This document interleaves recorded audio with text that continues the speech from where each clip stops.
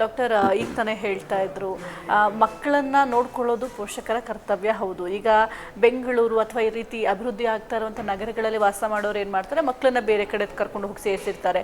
ಆಗಲೂ ಕೂಡ ಮಕ್ಕಳಿಗೆ ಒತ್ತಡ ಹೆಚ್ಚಾಗುತ್ತೆ. ಈ ಒಂದು ಸಂದರ್ಭದಲ್ಲಿ ಪೋಷಕರ ಒಂದು ಕನ್ಸರ್ನ್ ಆಗಿರ್ಬೋದು ಅಥವಾ ಪೋಷಕರ ಪ್ರೀತಿ ಅನ್ನೋದು ಎಷ್ಟು ಮುಖ್ಯ ಆಗುತ್ತೆ, ಯಾಕೆಂದರೆ ಇದು ಕೂಡ ಮುಂದಿನ ದಿನಗಳಲ್ಲಿ ಹಾರ್ಮೋನ್ ಇಂಬ್ಯಾಲೆನ್ಸ್ ಆಗಲಿಕ್ಕೆ ಅಥವಾ ಏನಾದರೂ ಸಮಸ್ಯೆ ಆಗುತ್ತೆ ಹೇಗೆ?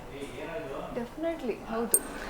ನಾವು ಆ್ಯಸ್ ಎ ಪೇರೆಂಟ್ಸ್ ಆಗಿ ನಾವು ಒಂದು ಮಗುಗೆ ಜನ್ಮ ಕೊಡ್ತೀವಿ ಅಂತಂದರೆ ಅವ್ರಿಗೆ ಕೇವಲ ನಾವು ಊಟನೋ ಅವ್ರಿಗೇನೋ ವಸತಿನೋ ಅದಷ್ಟೇ ಅಲ್ಲ ನಮ್ಮ ರೆಸ್ಪಾನ್ಸಿಬಿಲಿಟಿ. ಅವರ ಬೆಳವಣಿಗೆ, ಅವರ ಚಟುವಟಿಕೆ ಎಲ್ಲವೂ ಕೂಡ ನಮಗೆ ತುಂಬ ಇಂಪಾರ್ಟೆಂಟ್ ಆಗುತ್ತೆ. ಸೊ ನೀವು ಡೇ ಕೇರಲ್ಲಿ ಬಿಟ್ಟರೂ ಕೂಡ ನೀವು ಕಾನ್ಸಂಟ್ರೇಟ್ ಮಾಡಬೇಕು. ಅಲ್ಲಿ ಇವಾಗ ಏನೂ ಮಾಡೋಕ್ಕಾಗೋದಿಲ್ಲ, ನಾನು ಕೆಲ್ಸಕ್ಕೆ ಹೋಗಬೇಕು, ಮಗುನ ಡೇ ಕೇರಲ್ಲಿ ಬಿಡಬೇಕು ಅಂತಂದರೆ ಅಟ್ಲೀಸ್ಟ್ ನಮ್ಮ ಕೈಲಿ ಏನೇನೆಲ್ಲ ಮಾಡೋಕ್ಕಾಗುತ್ತೆ ಅದನ್ನು ಮಾಡಬೇಕು. ಲೈಕ್ ಆಹಾರದಲ್ಲಿ ಲೈಕ್ ಅವರೇ ಏನೋ ಬ್ರೇಕ್ಫಾಸ್ಟ್ ಪ್ರಿಪೇರ್ ಮಾಡಿ ಏನೂ ಆಗೋದಿಲ್ಲ. 9 ಗಂಟೆ ಕೆಲಸ ಇದೆಯಾ, ಬೆಳಿಗ್ಗೆ ಬೇಗ ಎದ್ದೊಳ್ಳಿ, ಬೇಗ ಎದ್ದುಬಿಟ್ಟು ಅವರೇ ಪ್ರಿಪೇರ್ ಮಾಡಿಕೊಡ್ಲಿ. ಅಥವಾ ಆ ರೀತಿಯಾದ ಅವರು ಇವಾಗ ಕೆಲಸಕ್ಕೂ ಹೋಗಬೇಕು, ಈಗ ಮಗುನೂ ಚೆನ್ನಾಗಿರಬೇಕು ಅಂತಂದರೆ ಅಟ್ಲೀಸ್ಟ್ ಅವರಾದರೂ ಪ್ರಿಪೇರ್ ಮಾಡಬೇಕು. ಇಲ್ಲ ಅಂತಂದರೆ ಆ ರೀತಿ ಪ್ರಿಪೇರ್ ಮಾಡೋವಂಥವ್ರು ಅಥವಾ ಆ ರೀತಿ ನೀಟಾಗಿ ನೋಡ್ಕೊಳ್ಳೋವಂಥವ್ರ ಹತ್ರ ಬಿಡಬೇಕು. ಏನೂ ಮಾಡೋಕ್ಕಾಗೋದಿಲ್ಲ. ಯಾವಾಗಲೂ excuse is not the answer. ಹೌದು, ನಾವು ನಮಗೆ ಚೆನ್ನಾಗಿರಬೇಕು ಅಂತಂದರೆ, ನಮ್ಮ ಮಕ್ಕಳು ಚೆನ್ನಾಗಿರಬೇಕು ಅಂತಂದರೆ ನಾವು ಏನೆಲ್ಲ ಮಾಡ್ಬೋದು ಡೆಫಿನೆಟ್ಲಿ ಮಾಡಬೇಕು.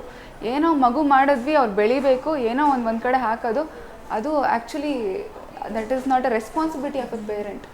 ಸೊ ಡೆಫಿನೆಟ್ಲಿ ಅದು ಅವರು ಸ್ಟ್ರೆಸ್ ಆಗುತ್ತೆ, ಅವರು ನೀಟಾಗಿ ನೋಡ್ಕೊಳ್ತಿರೋದಿಲ್ಲ, ಏನೋ ಒಂದು ಡ್ರಾಪ್ಸ್ ಹಾಕಿಬಿಟ್ಟು ಮಲಗಿಸೋದು, ಏನೆಲ್ಲ ನಡೀತಾ ಇದೆ ಡೇ ಕೇರಲ್ಲಿ ಅಲ್ವಾ. ಸೊ ಅದ್ರ ಕಡೆ ಕೂಡ ಕಾನ್ಸಂಟ್ರೇಷನ್ ಇರಬೇಕು. ಬಿಟ್ಬಿಟ್ವಿ ಬಂದುಬಿಟ್ವಿ ಅಲ್ಲ. ಈವನ್ ಅವರು ಅಲ್ಲೇನೇನು ನಡೀತಿದೆ, ಯಾವ ರೀತಿ ಆಹಾರ ಕೊಡ್ತಿದ್ದಾರೆ ಎಲ್ಲವನ್ನೂ ಕೂಡ ಪೇರೆಂಟ್ಸು ಕಾನ್ಸಂಟ್ರೇಟ್ ಮಾಡಲೇಬೇಕು. ಮತ್ತು ಇನ್ನೊಂದೇನಪ್ಪ ಅಂತಂದರೆ, ಈ ತಂದೆ ತಾಯಿಗಳ ಪ್ರತಿಬಿಂಬನೇ ಮಕ್ಕಳು. ಈಗ ತಂದೆ ತಾಯಿ ಸ್ವಿಗ್ಗಿಯಲ್ಲಿ ಆರ್ಡರ್ ಮಾಡ್ತಿದ್ರೆ ಡೆಫಿನೆಟ್ಲಿ ಮಗು ಏನು ಅಂದ್ಕೊಳ್ಳುತ್ತೆ, ಓಕೆ ಇದೇ ರೀತಿ ಅನಿಸುತ್ತೆ ಅಡುಗೆ ಮಾಡ್ಕೊಳ್ಳೋದು, ಇದೇ ರೀತಿ ಆಹಾರ ತೊಗೊಳ್ಳೋದು ಅಂತ ಮಗು ಅಂದ್ಕೊಳ್ಳುತ್ತೆ. ಮಗುಗೇನೂ ಗೊತ್ತಿಲ್ಲ. ಹುಟ್ಟಿದ ಮೇಲೆ ಆ್ಯಕ್ಚುಲಿ ಮಗು ಯಾರನ್ನ ಜಾಸ್ತಿ ನೋಡೋದು, ಯಾರನ್ನ ಜಾಸ್ತಿ ಫಾಲೋ ಮಾಡೋದು ಅಂದರೆ ಅವ್ರ ಪೇರೆಂಟ್ಸ್ನ ಡೆಫಿನೆಟ್ಲಿ ಅಲ್ವಾ. ಸೊ ಪೇರೆಂಟ್ಸು ಎಷ್ಟು ಆ್ಯಕ್ಟಿವ್ ಆಗಿರ್ತಾರೆ, ಪೇರೆಂಟ್ಸ್ ಯಾವ ರೀತಿಯಾಗಿರ್ತಾರೆ ಅದನ್ನೇ ಮಕ್ಕಳು ಫಾಲೋ ಮಾಡೋದು. ನಾವು ಚಿಕ್ಕವರಿದ್ದಾಗೆಲ್ಲ ನಾವಪ್ಪ ಡೈಲಿ ಬೆಳಿಗ್ಗೆ 5 ಗಂಟೆಗೆ ನಮಗೆ ರನ್ನಿಂಗಿಗೆ ಕರ್ಕೊಂಡು ಹೋಗ್ತಿದ್ರು. ಸೊ ಅವಾಗೆಲ್ಲ ನಮಗೇನು ಅನಿಸ್ತಿತ್ತು, ಬೆಳಿಗ್ಗೆ ಎದ್ದ ತಕ್ಷಣ ನಮಗೆ ರನ್ನಿಂಗ್ ಮಾಡಬೇಕು. ಡೈಲಿ ನಾವಪ್ಪ ಯೋಗ ಮಾಡಿಸ್ತಿದ್ರು, ಅವರು ಯೋಗ ಮಾಡಿಸ್ತಿದ್ರು. ನಾನು ಸ್ಟೇಟ್ ಲೆವೆಲ್ ಯೋಗ ಪ್ಲೇಯರು. ನಾನು ಆಗೋ ಕಾರಣನೇ ನಮ್ಮ ಪೇರೆಂಟು. ನಮ್ಮಪ್ಪ ಅವಾಗ ಡೈಲಿ ನಮಗೆ ಯೋಗ ಮಾಡಿಸ್ತಿದ್ರು ಅಂತ ಹೇಳಿದ್ದಕ್ಕೆ ನಮಗೆ ಇವಾಗಾದರೂ ಕೂಡ ನಾವು ಹೆಲ್ದಿ ಆಗಿದ್ದೀವಿ. ಎಷ್ಟೋ ಡಿಸೀಸನ್ನು ಹೇಗೆ ಪ್ರಿವೆಂಟ್ ಮಾಡ್ಬೋದು ಅದ್ರ ಬಗ್ಗೆ ನಮಗೆ ಒಂದು ಸ್ವಲ್ಪ ಅರಿವಿದೆ. ಹಾಗಂತ ಹೇಳಿ ಎಲ್ಲರೂ ಯೋಗ ಮಾಡಬೇಕಂತಿಲ್ಲ. ಅಂದರೆ ಅವ್ರ ಕೈಲಿ ಏನಾಗುತ್ತೆ, ಡೈಲಿ ಬೆಳಿಗ್ಗೆ ಆ್ಯಕ್ಟಿವಿಟೀಸನ್ನು ಮಾಡೋವಂಥದ್ದಾಗಲಿ, ಅವ್ರು ಯಾವ್ದು ಊಟ ಮಾಡ್ತಿದ್ದಾರೆ, ಅವ್ರು ಪಿಜ್ಜಾ ಬರ್ಗರ್ ಆರ್ಡರ್ ಮಾಡ್ಕೊಬಿಟ್ಟು ಮಕ್ಕಳಿಗೆ ಇದು ತಿನ್ನಬೇಡ ಅದು ತಿನ್ನಬೇಡ, ಅವ್ರು ಮೊಬೈಲ್ ಇಟ್ಕೊಂಡು ಯಾವಾಗಲೂ ಕೂತ್ಕೊಂಡ್ಬಿಟ್ಟು ಮೊಬೈಲ್ ಮುಟ್ಬೇಡ ಅಂತ ಹೇಳಿದ್ರೆ ದಟ್ ಈಸ್ ವೆರಿ ರಾಂಗ್. ನೀವೇನು ಮಾಡ್ತಿದ್ದೀರೋ ನಿಮ್ಮ ಪ್ರತಿಬಿಂಬನೇ ನಿಮ್ಮ ಮಕ್ಕಳು. ಸೊ ನೀವು ಫಸ್ಟ್ ಬದಲಾವಣೆಗಳನ್ನು ತಂದುಕೊಳ್ಬೇಕು. ಆಮೇಲೆ ನಾವು ಮಕ್ಕಳಿಗೆ ಬುದ್ಧಿವಾದ ಹೇಳೋದಲ್ಲ. ಮಕ್ಕಳಿಗೆ ಆ್ಯಕ್ಚುಲಿ ಬುದ್ಧಿವಾದ ಹೇಳೋ ಅವಶ್ಯಕತೆನೇ ಇಲ್ಲ. ನೀವು ಹೇಗಿರ್ತೀರೋ ಹಾಗೆ ನಿಮ್ಮ ಮಕ್ಕಳು ಇರ್ತಾರೆ. ಸೊ ನಿಮ್ಮ ಆಹಾರ ಪದ್ಧತಿನೇ ಅವರಿಗೆ ಬೇಗ ರುಚಿಮತಿ ಆಗೋಕ್ಕೆ ಒಂದು ಕಾರಣ ಆಗಿರುತ್ತೆ, 100% ಆಗಿರುತ್ತೆ.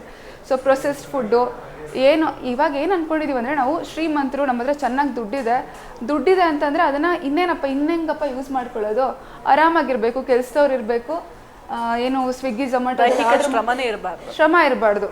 ಅಲ್ಲಿಗೆ ಆ್ಯಕ್ಚುಲಿ ಎಲ್ಲ ಡಿಸೀಸಸ್ ಸ್ಟಾರ್ಟ್ ಆಗುತ್ತೆ. ಅಲ್ಲಿಂದ ಎಲ್ಲ ಮೆಟಬಾಲಿಕ್ ಡಿಸಾರ್ಡರ್ಸ್. ಯಾಕೀಗ ನಮ್ಮ ದೇಶ ಡಯಾಬಿಟಿಸ್ಗೆ ಏನು ದೊಡ್ಡ ಬಾಸ್ ಆಗ್ತಿದೆ ಅಥವಾ ತುಂಬ ಜಾಸ್ತಿ ಆಗ್ತಿದ್ದಾರೆ, ಈ ಹೈಪೋಥೈರಾಯ್ಡಿಸಮ್ ಯಾಕೆ ಜಾಸ್ತಿ ಆಗ್ತಿದೆ?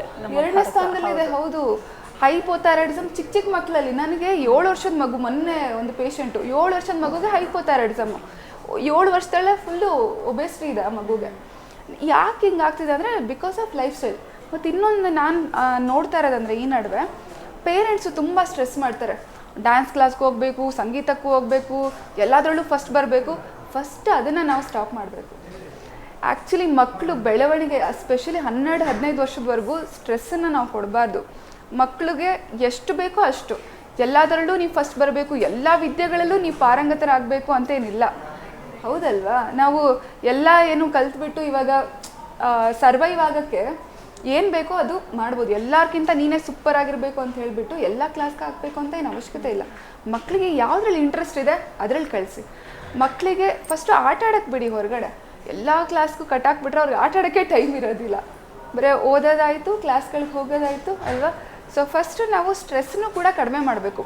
ನಾಟ್ ಓನ್ಲಿ ಫುಡ್, ನಾವು ಒಳ್ಳೆ ಆಹಾರ ಕೊಡ್ತಿದ್ದೀನಿ ಆದರೂ ಯಾಕೆ ಚಿಕ್ಕ ಮಗುಗೆ ಈ ಥರ ಎಲ್ಲ ಪ್ರಾಬ್ಲಮ್ ಆಗ್ತಿದೆ ಅಂತ ತುಂಬ ಜನ ನನ್ನ ಹತ್ರ ಕಂಪ್ಲೇಂಟ್ ಮಾಡ್ತಾರೆ. ನೀವು ಹೇಳ್ದಂಗೆ ಮ್ಯಾಮ್ ಎಲ್ಲ ಕಾಳುಗಳೆಲ್ಲ ಚೆನ್ನಾಗಿ ತಿನ್ನಿಸ್ತೀವಿ, ಊಟದಲ್ಲಿ ಜಾಸ್ತಿ ಡ್ರೈ ಫ್ರೂಟ್ಸ್ ಎಲ್ಲ ಹಾಕ್ಬಿಟ್ಟು ಅಡುಗೆ ಮಾಡ್ತೀವಿ. That is also wrong. Over nourishment ಮಾಡಬಾರ್ದು, ಓವರ್ ಪ್ಯಾಂಪರಿಂಗು ಮಾಡಬಾರ್ದು, ಮತ್ತು ಏನು ಫಿಸಿಕಲ್ ಆ್ಯಕ್ಟಿವಿಟೀಸ್ಗೂ ನಾವು ಅಲೋ ಮಾಡಬೇಕು, ಮತ್ತು ಓವರ್ ಸ್ಟ್ರೆಸ್ ಕೊಡಬಾರ್ದು. ಮುಖ್ಯವಾಗಿ ಓವರ್ ಸ್ಟ್ರೆಸ್ ಕೊಡ್ತಿರೋದೇ ಎಷ್ಟು 90% ಆಫ್ ದ ಡಿಸೀಸಸ್ಗೆ ಮುಖ್ಯ ಕಾರಣ ಅಂತ ಹೇಳ್ಬೋದು. ಓಕೆ ಡಾಕ್ಟರನ್ನ ನೀವು ಬಹಳ ಪ್ರಮುಖವಾಗಿ ಹೇಳ್ತಾ ಇದ್ರಿ, ಈಗಿನ ಆಹಾರ ಪದ್ಧತಿ ನಾವು ಮೊದಲು ಚೇಂಜ್ ಮಾಡ್ಕೊಳ್ಬೇಕಾಗುತ್ತೆ, ಜೊತೆಗೆ ಲೈಫ್ ಸ್ಟೈಲ್ ಅನ್ನೋದು ಕೂಡ ಬಹಳ ಮುಖ್ಯ ಆಗುತ್ತೆ, ಅದನ್ನ ಚೇಂಜ್ ಮಾಡ್ಕೊಂಡು ಎಲ್ಲವೂ ಕೂಡ ಸಾಲ್ವ್ ಆಗುತ್ತೆ ಅಂತ ಹೇಳ್ತಾ ಇದ್ರಿ. ಎಲ್ಲ ಸಾಲ್ವ್ ಆಗುತ್ತೆ, ಆರೋಗ್ಯ ಅದು ಮೇಜರ್ ಪ್ರಾಬ್ಲಮ್. ಅದು ಲೈಫ್ ಸ್ಟೈಲ್ ಅನ್ನೋದು ಒಂದು ಪ್ರಮುಖವಾಗಿ ಇದಕ್ಕೆಲ್ಲ ಕಾರಣ ಆಗುತ್ತೆ. ಬಟ್ ಅದು ಒಂದೇ ಕಾರಣ ಇರಲ್ಲ, ಇನ್ನೂ ಕೆಲವೆಲ್ಲ ಅವ್ರಿಗೆ ಆನುವಂಶಿಕ ಗುಣಗಳು ಅವ್ರ ದೇಹದಲ್ಲಿ ನಾವು ಬೇರೆ ರೀತಿ ನಮಗೆ ಗೊತ್ತಿಲ್ಲದೆ ನಾವು ಆಹಾರ ಪದ್ಧತಿ ಚೆನ್ನಾಗಿದ್ರು ನಮ್ಗೆ ಸಿಗೋ ತರಕಾರಿ, ನಮ್ಗೆ ಸಿಗೋ ಅಂತ ಇದು ಸಾಮಾನು, ಅಡುಗೆ ಸಾಮಾನು ಎಲ್ಲದ್ರೊಳಗೂ ಪೆಸ್ಟಿಸೈಡ್ಸ್ ಎಷ್ಟೊಂದು ನಾವು ಸ್ವಲ್ಪ ಪ್ರೋಟೀನ್ ಆಗಿರ್ಬೋದು ಎಲ್ಲ ನಮ್ಮ ದೇಹಕ್ಕೆ ಏನು ಅವಶ್ಯಕತೆ ಇದೆ ಅದ್ರ ಜೊತೆಗೆ ನಾವು ಇದನ್ನೆಲ್ಲ ಪೆಸ್ಟಿಸೈಡ್ಸ್ DDT ಅಂತವನ್ನೆಲ್ಲ ನಾವು ಸೇವಿಸ್ತೀವಿ. ಎಷ್ಟು ತೊಳೆದ್ರು ಮಾಡಿದ್ರು ಕೆಲವು ಸಲ ಹೋಗಲ್ಲ. ಸ್ವಲ್ಪವಾಗಿ ನಾವು ದೇಹನ ಒಂದು ಟ್ರಾಫಿಕ್ ಸಿಗ್ನಲ್ ಅಲ್ಲಿ ನಿಂತರೆ ಎಷ್ಟು ನಾವು ರಾಸಾಯನಿಕಗಳು ಇದನ್ನು ನಾವು ಪೊಲ್ಯೂಷನ್ನು, ಎನ್ವೈರ್ಮೆಂಟಲ್ ಪೊಲ್ಯೂಷನ್ನು, ಸೊ ಅದನ್ನೆಲ್ಲ ನಾವು ಕುಡಿಯೋ ನೀರು ಅಥವಾ ಸೇವಿಸೋ ಗಾಳಿ ಎಲ್ಲನೂ ಪೊಲ್ಯೂಟೆಡ್ ಇದಿದೆ. ನಾವು ತಗೊಳ್ಳೋ ಆಹಾರ ಅದರೊಳಗೆ ಪೊಲ್ಯೂಷನ್ನು. ನೀವು ಎಷ್ಟೇ ಸರಿಯಾಗಿ ನೀವು ನಿಮ್ಮ ಜೀವನ ಇದು ಮಾಡಿದ್ರು ಬೇರೆ ನಮ್ಮ ಕೈಯಲ್ಲಿ ಕಂಟ್ರೋಲ್ ಇಲ್ಲದೆ ಇರೋವಂಥದ್ದು, ನಮ್ಮ ಹಿಡಿತದಲ್ಲಿ ಇಲ್ಲದೆ ಇರುವಂತ ವಿಷಯಗಳು ಅದನ್ನು ಸರಿಪಡಿಸ್ಕೋಬೇಕು. ಎಷ್ಟು ಸಾಧ್ಯನೋ ಅಷ್ಟು ನಾವು ಮಾಡಬೇಕು. ಈಗ ಡಾಕ್ಟರ್ ಬಹಳ ಪ್ರಮುಖವಾಗಿ ಈಗ ಯಾರು ಬೇಗ ಋತುಮತಿ ಆಗಿರ್ತಾರೆ ಅಥವಾ ಇತ್ತೀಚಿನ ದಿನಗಳಲ್ಲಿ ನಾವು ಗಮನಿಸ್ತಾ ಹೋದ್ರೆ ಅತಿ ಹೆಚ್ಚು ಹೆಣ್ಮಕ್ಳು ಎಲ್ಲರೂ ಕೂಡ ಸಫರ್ ಪಡ್ತಾ ಇರೋದು ಹೊಟ್ಟೆ ನೋವು ಮತ್ತೆ ಬ್ಯಾಕ್ ಪೇನ್ ಅಂತ ಹೇಳ್ತಾ ಇರ್ತಾರೆ.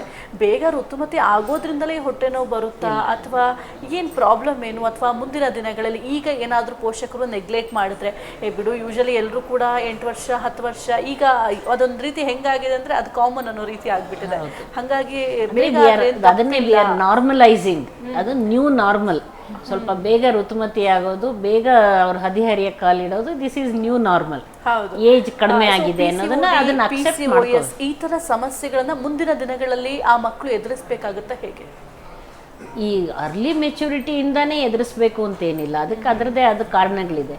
ಯಾವುದೇ ಒಂದು ಹುಡುಗಿ ಋತುಮತಿ ಆದ ತಕ್ಷಣ ಒಂದು 3-4 ವರ್ಷ ಕೆಲವು ಸಲ ಇದು ಏರ್ಪೇರ್ ಆಗಿರ್ಬೋದು, ರೆಗ್ಯುಲರ್ ಪೀರಿಯಡ್ಸು ಕ್ರಮಬದ್ಧವಾಗಿ ಎವ್ರಿ ಮಂತ್ ಬಂದೇ ಬರುತ್ತೆ ಅಂತ ಹೇಳೋಕ್ಕಾಗಲ್ಲ. ಸ್ವಲ್ಪ ನಿಧಾನವಾಗ್ಬೋದು, ನೆಕ್ಸ್ಟ್ ಪೀರಿಯಡ್ 2-3 ತಿಂಗಳು ಬಿಟ್ಟು ಬರ್ಬೋದು. ದೇಹದಲ್ಲಿ ಇವೆಲ್ಲ ಹಾರ್ಮೋನುಗಳ ಒಂದು ಪ್ರಕ್ರಿಯೆ ಕ್ರಮಬದ್ಧವಾಗೋ ತನಕ ಏರ್ಪೇರ್ ಆಗೋದು ಸಹಜ. ಎಲ್ಲ ದೊಡ್ಡವ್ರ ಥರ ಅಥವಾ ದೊಡ್ಡ ಹೆಂಗಸರ ಥರ ಅವ್ರು ರೆಗ್ಯುಲರ್ ಆಗಿ ಕ್ಯಾಲೆಂಡರ್ ಇವೆಂಟ್ ಆಗಬೇಕಂತೇನಿಲ್ಲ. ಅಂಥ ಸಮಯದಲ್ಲಿ ಹೊಟ್ಟೆ ನೋವು ಅಷ್ಟೊಂದಿರೋದಿಲ್ಲ. ಒಂದು ಸಲ ಕ್ರಮಬದ್ಧವಾಗಿ ಅದು ಅಂಡಾಣು ಬಿಡುಗಡೆ ಇದೆಲ್ಲ ಓವ್ಯುಲೇಟರಿ ಸೈಕಲ್ಸ್ ಅಂತ, ಆವಾಗ ಸ್ವಲ್ಪ ಮಟ್ಟಿಗೆ ನೋವು ಬರುತ್ತೆ. ಇದಕ್ಕೆಲ್ಲ ಏನಂದರೆ ಈಗಿನ ಹುಡುಗಿರು ನಾನು ಅದೇ ಹೇಳ್ತೀನಿ, ಸ್ವಲ್ಪ ಅಯ್ಯೋ ಅವಳು ಸ್ಕೂಲ್ಗೆ ಹೋಗಲ್ಲ, ಏನೂ ತಿನ್ನಲ್ಲ, ಮಲಗಿಬಿಟ್ಟಿರ್ತಾಳೆ, ಇದರಿಂದ ಅವಳಿಗೊಂದು ಕಡ್ಡಿ ಅಲ್ಲಾಡ್ಸೋಕ್ಕೂ ಬಿಡ್ದಂಗೆ ಅವಳು ಸೂಕ್ಷ್ಮವತಿಯಾಗಿ ನೀವು ಬೆಳೆಸಿದ್ರೆ ನೀವು ಅವಳು ರಫ್ ಆ್ಯಂಡ್ ಟಫ್ ಆಗಿ ಬೆರಿಬೇಕು. ಅದನ್ನೇ ನೀವು ಆಟ ಆಡಿಸಿ ಓಡಿಸಿ ಬಿದ್ದು ಏಳೋದು ಬೀಳೋದು, ಸ್ವಲ್ಪ ಮಟ್ಟಿಗೆ ಗಾಯ ಮಾಡ್ಕೊಳ್ಳೋದು ಅವೆಲ್ಲ ಸಹಜ ಅನ್ನೋ ಥರ ತೊಗೊಂಡಿದ್ದು ಮಾಡಿದಾಗ ಆ ಮಗು ಸ್ಟ್ರಾಂಗ್ ಆಗುತ್ತೆ. ಅದಕ್ಕೆ ನೀವು ರಫ್ ಆ್ಯಂಡ್ ಟಫ್ ಮಾಡಬೇಕು. ಅದನ್ನು ಕಾಯಿಲೆ ತಡೆಗಟ್ಟೋ ಅಂತ ಇಮ್ಯುನಿಟಿ ಡೆವಲಪ್ ಆಗಬೇಕು ಮಗುಗೆ. ಒಂದು ಸ್ವಲ್ಪ ನಮಗೆ ಕೆಲವ್ರಿಗೆ ಸೂಜಿಲಿ ಚುಚ್ಚಿದ್ರು ನೋವು ಒಂದ್ಸಲ, ಇವ್ರು ಸುಮ್ಮನೆ ಮುಟ್ಟಿದ್ರೇ ನೋವು ಅಂತ. ಅಂದರೆ ಅವರು ಈ ನೋವು ತಡ್ಕೊಳ್ಳೋ ಶಕ್ತಿ ಯಾವ ಲೆವೆಲಲ್ಲಿ ಅವ್ರಿಗೆ ಇದೆ ಅನ್ನೋದ್ರ ಮೇಲೆ ಕೂಡ ಬಹಳ ಕಡಿಮೆ ನೋವಿರೋದನ್ನೇ ತುಂಬ ದೊಡ್ಡ ನೋವು ಅಂತ ಅನ್ಕೋಬೋದು. ಸೊ ಹಾಗಾಗಿ ನೀವು ತಯಾರಿ ಮಾಡಬೇಕು ಮೆಂಟಲಿ. ಸ್ವಲ್ಪ ಮಟ್ಟಿಗೆ ಡಿಸ್ಕಂಫರ್ಟ್ಸು ಅದೆಲ್ಲ ಸ್ವಲ್ಪ ಕೆಳಗಡೆ ಹೊಟ್ಟೆ ನೋವು ಸೊಂಟ ನೋವು ಎಲ್ಲ ಇರ್ಬೋದು. ಒಂದು ಸ್ವಲ್ಪ ರೆಸ್ಟ್ ತೊಗೊಂಡ್ರೆ ಒಂದು ದಿನ ಆದಮೇಲೆ ಅದು ತಾನೇ ಸರಿ ಹೋಗುತ್ತೆ. ನೀನು ಅದಕ್ಕೇನು ಹೆದರ್ಕೋಬೇಡ ಮಾಡಬೇಡ ಅಂದರೆ ಅವ ಮಕ್ಕಳು ಅದನ್ನೇ ಒಂದು ಸರಿಯಾದ ರೀತಿ ತೊಗೊಳೋದು. ಅಯ್ಯೋ ನನ್ನ ಮಗುಗಿತ್ತು, ಅವಳಿಗೆ ನೋವಾಗೋದಕ್ಕಿಂತ ಜಾಸ್ತಿ ಅವ್ರ ಅಮ್ಮನಿಗೆ ಅಜ್ಜಿಗೆ ಜಾಸ್ತಿ ನೋವಾಗಿರುತ್ತೆ. ಅವ್ರನ್ನ ಟ್ರೀಟ್ ಮಾಡಿ ಎಷ್ಟೋ ಸಲ ನಿಮಗೆ ಟ್ರೀಟ್ಮೆಂಟ್ ಬೇಕು, ಅವಳಿಗೇನು ಬೇಕಿಲ್ಲ, ಅವಳು ಸರಿಯಾಗೇ ಇದ್ದಾಳೆ ಅಂತ ನಾವು ಹೇಳಿ ಕಳಿಸೋ ಥರ ಆಗುತ್ತೆ.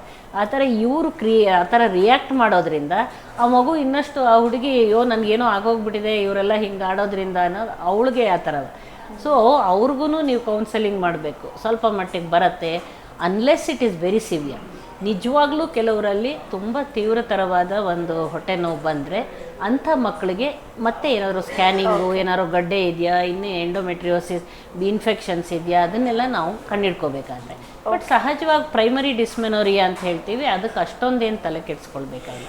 ಮತ್ತು PCOD ಅದೆಲ್ಲ ನೀವು ಪಾಲಿಸಿಸ್ಟಿಕ್ ಓರಿ, ಇವಾಗ ಅದರ ಹೆಸರು ಚೇಂಜ್ ಮಾಡಿದ್ದಾರೆ ಇವಾಗ.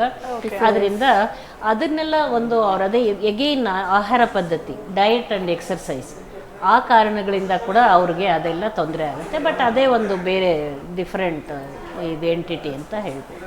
ಓಕೆ ಡಾಕ್ಟರ್, ಸಾಕಷ್ಟು ಮಾಹಿತಿನ ತಿಳಿಸ್ಕೊಟ್ರಿ. ನಮ್ಮ ವೀಕ್ಷಕರಿಗೆ ಈ ಒಂದು ಮುಟ್ಟಿನ ಕುರಿತು ಮೊದಲು ಪೋಷಕರಿಗೆ ಅರಿವನ್ನು ಮೂಡಿಸಬೇಕಾಗಿತ್ತು, ಆ ಒಂದು ಕೆಲಸವನ್ನು ಮಾಡಿದ್ರೆ. Thank you so much.